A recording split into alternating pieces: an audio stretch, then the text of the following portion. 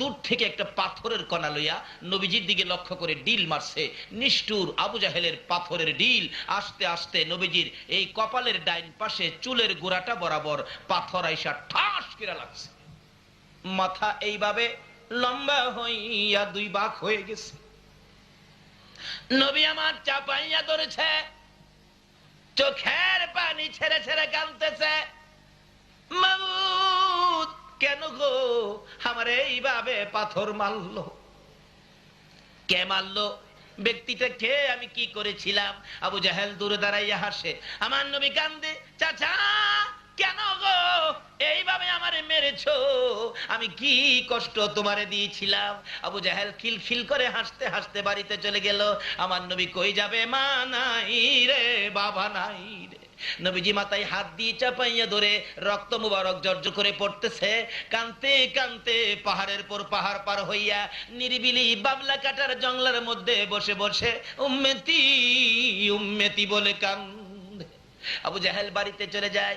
জঙ্গলার পশু পাখিরা নবীর ব্যথায় ব্যতীত হয়। বলুন সকল মাখলুকাত আমার নবীরে চিনে কিনা? আরো জোরে কোন চিনে কিনা? আমার নবীকে সকল প্রাণী চিনে, যেহেতু আমার নবী সকল প্রাণীর জন্য রহমত। এবার কান্দে পশু পাখিরা নবীর ব্যথায় ব্যতীত হইয়া। একটা হরিণী ভাবতেছে একা একা কাঁদবো, দেখো না নবীর কেউ আছে কিনা। দৌড়ে যায় নবীজির বাড়ির দিকে, যাইয়া দেখে কেউ বাড়িতে নাই। তালাশ করে কাউরে পায়, কার কাছে বলবে? নবীর মা নাই, বাবা নাই। অবশেষে দেখে নবীর চাচা আমির হামজা মুসলমান হয় নাই, আসতেছে। হরিণ দৌড়ে যাইতেছে আমির হামজার দিকে। আমির হামজা ভাবলেন হরিণ দৌড়ে ধরতে পায় না, বাড়ির সামনে হরিণ আমার কাছে আসতেছে, কাছে আসার আগেই শিকার করে ফেলবো, তীর ধনুক বাহির করলে। হরিণ ডাকতেছে, প্রভু গো জবান খুলে দাও না, তোমার বন্ধুর পক্ষে কথা বলি। সঙ্গে সঙ্গে আমার আল্লাহ আমার নবীর পক্ষে কথা বলার জন্য জবান খুলে দেয়। যে নবীর ভালোবাসায় হরিণ জবান খুলে পায়, এ নবীর ভালোবাসলে বলুন জান্নাত পাওয়া যায় কিনা? ডাকতেছে, আল্লাহ জবান খুলে দাও। জবান খুলে গেছে। দূর থেকে তাকে, আমির হামজা তীর ধনুক বাহির করেছো, আমারে মারবি। মারার আগে একটা কথা শুইনালো। আমির হামজা কয়, আশ্চর্য, হরিণ কথা কয়, কি বলবে দেখি। দৌড়া যাইয়া জঙ্গলার হরিণ আমির হামজার পায়ে পড়ে গেছে। আল্লাহু আকবার। কপালটা দিয়ে আমির হামজার পায়ের মধ্যে লাগাইয়া কান্দে, আমির হামজা রে আমারে মারিস না, আমারে মারবার আগে তোর ভাতিজার খবর লো। যায়া দেখ তোর ভাতিজার মা নাই, বাবা নাই বলে এতিম পাইয়া রে আমির হামজা। যায়া দেখ আবু জাহেল কেমন মার তোর ভাতিজারে মারছে। জঙ্গলায় বসে বসে রে এতিম নবী কান্দে। আমির হামজা রক্ত সিট মারছে, ঠিক রাখতে পারে না। সতইলে তো ভাতিজা। কয় কি আমার ভাতিজার মা নাই, বাবা নাই, এতিম। এতিম আমার ভাতিজাটারে আবু জাহেল মারছে। হ্যাঁ কি ভাবছে আমার ভাতিজার কেউ নাই? হরিণ পাও ছেড়ে দে, ছেড়ে দে পাও। বাড়ির দিকে যাইতেছে, মেজাজ গরম। ভাতিজারে মারলো, ভাতিজারার মাও নাই, বাবা নাই, এতিম পায়া আবু জাহেলের মতো বেটা আমার ভাতিজারে মারছে। বাড়ির কাছে যাইয়া শুনে তার বিবি কান্দে। কি কান্দা বলুন তো? মহিলার আমার নবীরে ভালোবাসতো না? সর্বপ্রথম পৃথিবীর জমিনে নবীর ভালোবাসায় জীবন দিয়েছে মহিলা। হযরতে সুমাইয়ার জীবনী খুলুন। সুমাইয়া আমার নবীকে ভালোবাসা দিত। মা বোনেরা গো, দাও না গো আমার নবীর ভালোবাসা। সুমাইয়া আমার নবীকে ভালোবাসা দেওয়ার কারণে নিষ্ঠুর পাষাণ আবু জাহেল সুমাইয়াকে নিরীহ নিরপরাধ গরিব দুর্বল নিরীহ মুসলমান ছিলেন সুমাইয়া, ঘর থেকে জোর করে ধরে এনে মরুভূমির মধ্যে দাঁড় করাইয়া পরনের সকল কাপড়গুলো টাইনা টাইনা খুলে উলঙ্গ করেছে। সুমাইয়া বল, ভাতিজার কথা শুনবি না আমার কথা শুনবি? সুমাইয়া চক্ষুটা বন্ধ করে লজ্জায় চোখ খুলে না। জবাব দেয়, আবু জাহেল তোমার ভাতিজার কথা শোনার জন্য আল্লাহ বলেছে, তোমার কথা শোনার জন্য বলে নাই। এখন আপনারা কি আবু জাহেলের কথা শুনবেন না আল্লাহর কথা শুনবেন? সুমাইয়ার মতো মহিলা আবু জাহেলের কথা শুনে না, শুনে কার কথা?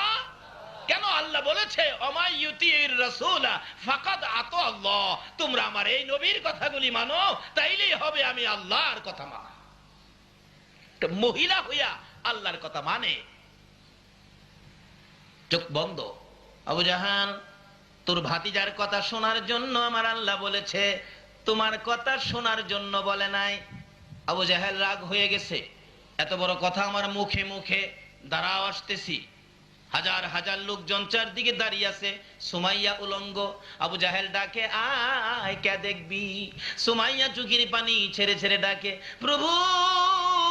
আবু জাহেল মানুষ দাওয়াত দেয় আমারে দেখার জন্য, শুধুমাত্র তোমাকে দাওয়াত দেয় না। মাবুদ গো, আমি তোমার বন্ধুর পাগল ইনি সুমাইয়া দাওয়াত দিলাম, তুমি মাবুদ আমি সুমাইয়ারে দেখা যাও না। ব্যবসা লাগাইছে। আল্লাহ বলেন, সুমাইয়া রে, ও সুমাইয়া, তোর দাওয়াত কবুল করলাম। এদিক দিয়ে আবু জাহেল ঘরের মধ্যে যাইয়া একটা বল্লম নিয়ে আসলেন। বল্লম নিয়ে এসে তলপেটের মধ্যে বল্লম দিয়ে এমন জোরে আঘাত করলো, তলপেট ছেদ্র করে পিছন দিয়ে বেরিয়ে গেছে। উলঙ্গ সুমাইয়া চিৎ হয়ে জমিনে পড়ে গলাকাটা মুরগির মতো নাচতেছে, আল্লাহর আরশ পর্যন্ত কাঁপতেছে। সুমাইয়া জিহ্বাটা বাহির করে দিছে আর ডাকতেছে, মাবুদ তোমার বন্ধুর পাগল হইয়া জীবন দিলাম গো, আমারে তুমি দেখা গেলা না। আমার আল্লাহ বলেন, সুমাইয়া রে, আমার বন্ধুর প্রেমে জীবন দিবে, আমি কি চুপ করে থাকবো? সইতে পারি না। জিবরাইল, আমার বন্ধুর পাগল সুমাইয়া আমারে ডাকে রে, আমারে দেখার জন্য দাওয়াত দিয়েছে, আমি সুমাইয়ারে খালি হাতে দেখতে যাব না রে। জিবরাইল, আমার জান্নাতুল ফেরদাউসটা উঠাইয়া দে, আমি আমার জান্নাত সহ সুমাইয়ারে দেখতে যাব। এটা কিসের বিনিময়? আমার নবীর ভালোবাসার বিনিময়। শুধু সুমাইয়া কেন, বহু মহিলাদের জীবনী খুলে দেখুন। জাবেরের বিবি, জাবেরের বিবি একটা মহিলা, কত ভালোবাসে, পেটের খিদা, খন্দকের জাহাজ। জাবের বাড়িতে আইছে, বিবি গো তোমার কাছে কি কোনো খাওয়ানোর কিছু আছে? আছে তো। কিসের জন্য? আমার নবীর পেটের খিদা, আছে কিছু দিবে? জাবেরের বিবি কই, স্বামী এক সা পরিমাণ আটা আছে, আল্লাহর কসম আমি আর একটাও খাইতাম না, আমি আমার নবীরে দিয়া লাইলাম। বিবি তরকারি কি দিবি? স্বামী 4 মাসের একটা বকরির বাচ্চা আছে, 4 মাসের ছাগল, 4 মাসের ছাগলটা জব করে দিমু। বিবি এটা না তুই আদর করে পালতি, 4 মাসের বাচ্চাটা জব করে রাসূলকে দিতে পারবি? বিবি কেমন মহিলা দেখেন। ও মা বোনেরা শোনো না, জাবেরের বিবি কয়, স্বামী গো শুধু 4 মাসের ছাগলের বাচ্চা কেন, প্রয়োজন হলে নিজের বাচ্চা পর্যন্ত জব করে দিব। আচ্ছা কস কি? ঠিক আছে, রুটি বানাও, তরকারি পাকাও। যে রাসূলের কানে কানে বলছে, হুজুর আমার বিবি 4 মাসের একটা ছাগলের বাচ্চা জব করেছে, বিবির কিছু আটা ছিল, রুটি বানাইছে, আপনার পেটে খিদা, হুজুর আপনি আসেন, চুপচাপ আপনি খেয়ে যান। বলুন তো, যে নবী উম্মত ফালাইয়া আরশে যায় না, এই নবী কি উম্মত ফালাইয়া খাইব? আজকে সে নবীর পক্ষে থাকতে রাজি আছেন না? থাকলে কি হবে? এই তো সামনে আসতেছে। এবার ডাকতেছে, বিবি রান্না বাড়া করো, আমি নবীকে নিয়ে আসি। ইয়া রাসূলুল্লাহ আসেন। নবী কই, যাবের আমার একা খাউন? আমি তো একা খাবো না, আমার সাথী যা আছে 3000-এর বেশি, সবাইকে নিয়ে খাবো, কারণ সকলেরই তো পেটে খিদা। জাবের কে, হুজুর আমি গরিব মানুষ, হুজুর আমি একজনের খাউন পাকাইছি, একজন, হুজুর আমি সবাইকে খাওয়াইতে পারবো না। আমার নবী কই, যাবে চিন্তা করিস না, তুই তো গরিব, আমার আল্লাহ তো গরিব না, যা বাড়ি যা, একজনের খানায় 3000 নিয়া বাইটটা খামো। আচ্ছা আচ্ছা হুজুর। বাড়ির যাইতেছে জাবের, বাড়ির সামনে গিয়া মাথায় হাত দিয়া বসে রয়েছে, টেনশন। নবীজি কইল 3000 বাইটটা খাইবো, আমার বিবি তো পাক করছে একজনের খানা, আল্লাহই জানে কি জানি কি হয়। বিবি আইসা জিগায়, স্বামী কিসের টেনশন, খাউন কয়জনের পাকাইছস? একজনের। মেহমান কত আইতাছে জানোস? কয় না তো। 3000। বিবি কয়, হাই হাই, আপনি কি কন নাই বলে একজনের খাউন? আমি কইছি তো। রাসূল কি কইছে? রাসূল বলছে একজনের খাউন 3000 লইয়া খাইব। একজনের খাউন 3000। বিবি কেমন বিবি দেখেন, চিৎকার মারছে, স্বামী নো টেনশন। কিসের টেনশন? এ রাসূল যদি বলে একজনের খাউন 3000 খাইব, আমি যে মহিলা, আমার বিশ্বাস 3000 কেন, 3 লক্ষে খাইলেও ফুরাবে না। কেন ফুরাবে? চলুন মদিনায় যাই। মসজিদে নববীর কাজ যেদিন হয় নাই, শুরু হয়েছে কাজ। এর মধ্যে বহু খেজুরের গাছ পড়েছে। একটা খেজুরের গাছ মিম্বরের পাশাপাশি ছিল, গাছটা মরে গেছে, শুকনা মরা, শুকনা মরা। রাসূল বলেন এটা থাক, এটা হেলান দিয়ে খুতবা পড়ব কাজ শেষ না হওয়া পর্যন্ত। মদিনার ঘটনা, উস্তুনে হান্নানা জান্না।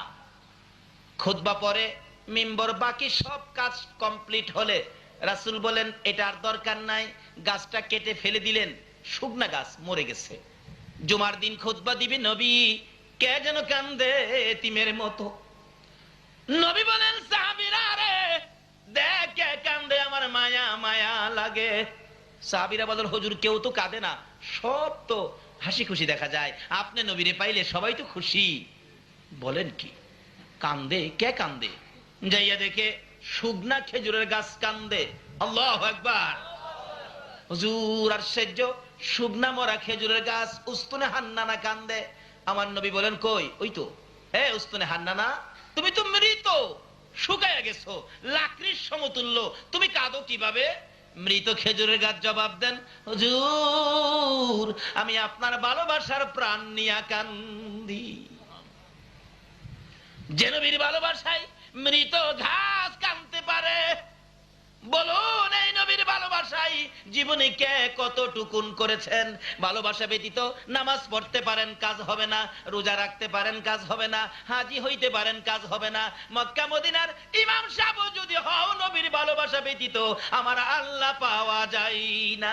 বলতেছিলাম নবীর ভালোবাসায় শুকনা মরা খেজুরের গাছ উস্তুনে হান্নানা কান্দে। আমার নবী বলেন উস্তুনে হান্নানা রে আর কান্দিস না, আমি তোর জন্য দোয়া করে দেই। কি দোয়া করবেন হুজুর? কথা কয় আল্লাহু আকবার।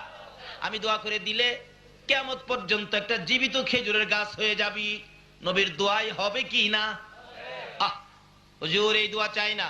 শোন, আমি দোয়া করে দিলে কিয়ামত পর্যন্ত তোর মধ্যে খেজুর থাকবে। হুজুর এটাও চাই না। শোন, আমি কিয়ামত পর্যন্ত দোয়া করে দিব, জীবিত গাছ হবি, খেজুর থাকবে 12 মাস, সারা বছর তোর মধ্যে খেজুর। এমনকি আমি নবীর বরকতের দোয়াই রে উস্তুনে হান্নানা, সমস্ত পৃথিবীর আমার উম্মতেরা তোর কাছ থেকে খেজুর নিয়ে খাবে, সারা জীবন খাবে রে, তোর একটা খেজুর কমাইতে পারবে না। এটা কেমন নবী যে নবীর দোয়াই খেজুরের গাছের বরকত কিয়ামত পর্যন্ত সমস্ত পৃথিবীর মানুষ খাবে, একটা খেজুর কমাইতে। সারা পৃথিবীর মানুষ যদি নবীর দোয়ার বরকতে খেজুর খাইতে পারে, তাহলে একজনের খাউন 3000-এ খাইতে পারবে না। জাবেরের বিবি কই স্বামী কিসের টেনশন? নো টেনশন, চিন্তা করবেন না, আসক রাসূল, মেহমান আইতাছে। জাবের তো টেনশন করতেছে, হাই কি জানি হয়, কি জানি হয়। মেহমান বাড়িতে আইসা পড়ছে 3000, যাইয়া ডাহে জাবের, ও জাবের তুই গরিব মানুষ, এত বড় আয়োজন কেমনে করলে? গরিব মানুষ তুই। জাবের বলেন আয়োজন করেছি নবীর সাহাবীরা, আয়োজন করেছি। কেমনে করলে তুই গরিব মানুষ? হিসাবটা কত? হিসাব কইতাম না, এটা আল্লাহ আল্লাহ রাসূল জানে। কইব কিভাবে? খাউন তো একজনের আইছে 3000, আল্লাহ আল্লাহ রাসূল জানে। এক গরিবের বাড়ি পিসাব হুজুর গিয়ে উঠছে, মানে সব পিসাব আসে না, মুরিদটা একটু গরিব আর কি, গরিবের বাড়ির যে পিসাব হুজুর উঠছে, কিন্তু মুরিদের ঘর 2 দিন যাবত চুলায় আগুনই জ্বলে না। পিসাব হুজুর যায় বলতেছে, ফালু সকালে নাস্তাও খাই নাই, পেটে খিদা, রাঙ্গামাটির থেকে আসছি, রান্না বাড়া করতে কয়, আমি গোসলটা কইরা আসি, খানা খামো। পিসাব গোসল করতে গেছে, কালু তার বিবির লগে পরামর্শ করে, বিবি কি করবি, ঘরে তো কিচ্ছুই নাই, আমার ব্রেনে ধরে না। তাই পিসাবের পাঞ্জাবির পকেটও হাতাইতেছে, পাঞ্জাবি খুইলা থুইয়া গেছে না, হাতাইয়া দেহে 80 টাকা আছে। 80 টাকা নিয়ে এই বাজারে গেছে, বাজার 70 টাকার করছে। তখন তো সস্তা ছিল জিনিসপত্র, একেবারে ভালো ভালো বাজার, 10 টাকা আরো বেশি হয়েছে। বাজার কিরা পাকশাক কিরা পিসাবের সামনে দিলে, পিসাব খায় আর জিগায়, কিরে কালু তুই গরিব মানুষ, এত সুন্দর বাজার, রান্না বাড়া এত আয়োজন কিভাবে করলি? কালু কয়, হুজুর আপনাদের দোয়ায় আল্লাহ রহমত, আপনারটাই তো আপনারে খাওয়াই। পিসাব ভাবছে আমার দোয়াই বুঝি তার রুজি রোজগারে কিছু বরকত হয়েছে, আরো বেশি গিরা খাইতেছে।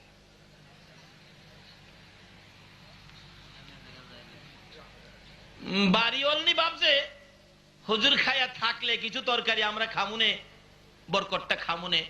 পিসা হুজুর মজা পাইয়া পেটেও খিদা, একবারে তরকারির বাড়িতে যা ছিল সব উল্টায় একবারে। মহিলা বলতেছেন হাই হাই সব খাইতেছে হুজুর, একটু রাখলে আমরা খাইতাম। যাক তরকারি বাড়িতে কিন্তু রসা থাকলে জুল থাকলে এটাই মুইসা মুইসা খামুনে। একটু পরে বিশ্বা হুজুর তরকারির বাড়ির রসা জুল মুছতাছে, মুছে আর কয় তরকারির বাড়ি মুইসা খাউন না, যেন মক্কার ঘর ঝাড়ু দেউন। মহিলার রাগে একবারে অসহ্য হইয়া রান্নাঘর থেকে তরকারির পাতিলটা নিয়ে আইছে। হুজুর মক্কা ঝাড়ু দিছেন আর মদিনা বাহি রাখবেন কাল লাগে, এইটাও ঝাড়ু দেয়। যাই হোক পিসাব পেট ভরে খাইছে, খায়া যাইতেছে গা, রাস্তায় সামনে গিয়া 10টা টাকা বেশি আসছিল না, এটা নিয়ে হাজির। হুজুর হ্যাঁ আরে তুই আবার হাদিয়া দিতে কে গরিব মানুষ? না হুজুর আপনার হাদিয়া ছাড়া কেমনে বিদায় দেয়? আল্লাহ রহমত আপনারাটাই তো আপনারা